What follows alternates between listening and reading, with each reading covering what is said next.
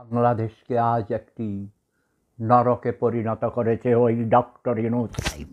তোরা যেই পোলারা শেখ হাসিনাকে তাড়িয়েছিস, ডক্টর ইউনূসের কে এনেছিস, তোদের মাকেও কুত্তা দিয়াছ। আজ ভালোবাসা দিবসে তোদের মায়েরে কুত্তা দিয়াছ, যারা লালনের মাজার ধ্বংস করছিস, যারা লালনের জন্মোৎসব পালনে বাধা দিচ্ছিস, তোদের মায়েরে কুত্তা দিয়াছ। ভালোবাসা দিবসের উপহার তো ডক্টর ইউনূস ভালো, ডক্টর ইউনূস সরকার ভালো, তোর মায়েরে তুই ঢাকা শহরে ভিক্ষুক এসে পিপিলিকার মতো কিলবিল করছে।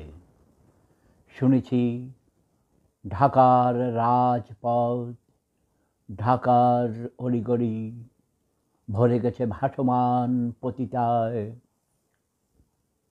ঢাকার প্রতিটি মোড়ে, পার্কে, আধো আধো আলোতেই অন্ধকারের মাঝে পতিতারা নগ্ন পায়ে ঘুরে বেড়াচ্ছে একটি খদ্দেরের আশায়।